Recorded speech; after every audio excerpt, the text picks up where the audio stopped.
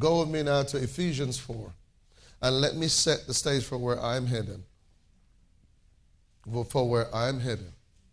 Because this is very important. Very important.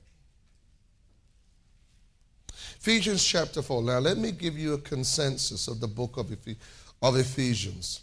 If I asked you about Conyers, you could tell me about Conyers. If I asked you about Atlanta, you could tell me about Atlanta. So if I'm speaking from Atlanta, there's a context in which you're hearing me. Do I make sense to you? Okay, well, if you don't understand the book that you're reading, then you don't understand 90% of what Paul was saying to that church.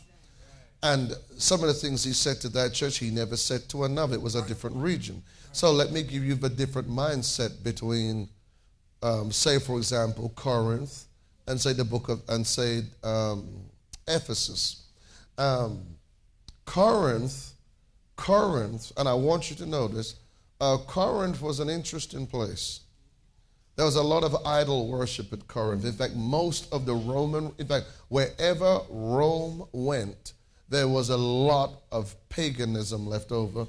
Because in Rome, the star was a god, the moon was a god, Zeus was a god, all this. So, and wherever Rome went, wherever they conquered, they put their gods to create their culture. It's very interesting. Wherever you go, you have to create your culture. If you don't create your own surroundings, you're going to find that you're going to become a victim of another. So you have to discern how to create your environment. Because if you don't create your own environment, you're going to find out you're not going to be able to produce in it.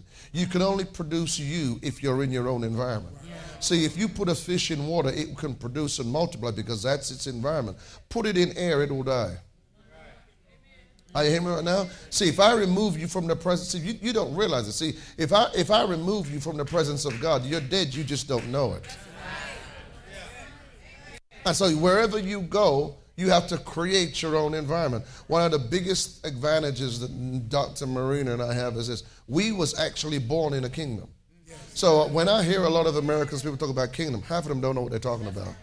We was born in a kingdom. I can tell you about a kingdom. I can tell you about how a government is set up. Believe you me, we understand all of that. Does that make sense to you?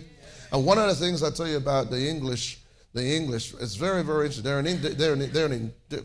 They're very interesting people. Very interesting. There's a sense of fairness about the English people. Even if they don't like you, they'll at least be fair. It's not like over here where they just don't like it, they're going to let you know it. The English are very, very, very, very different. That's where the expression comes from, the stiff upper lip. They pride on being right. They pride on you being equal. They might not get on with you, but they accept that you're here and they accept you have a right to be. That's the way they are. Like, let me give you a very interesting thing. This is going to surprise you. Did you know the Queen of England has Indian cousins? See, all these things you don't know. Did you know the Queen of England has black cousins? Documented. Because you're forgetting years ago in history, that was how they got their wealth. They intermarried across the entire earth. That's why you ain't hearing me good. That's why there's an Arab connection, an Indian connection, every connection. That's how they got their wealth. Well, everywhere the English went, you know what they did? They brought their culture. Now, hear me. Oh, my God. Imagine this right now. You're from heaven. Bring your culture.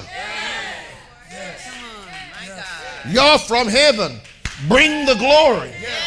You're from... You're not ready for this kind of... Where are you from? Now, if you're bringing hell, you're saying that's where you're from. So I learned a long time ago, what someone brings tells me where they're from. Don't sing it, bring it. Amen. Amen.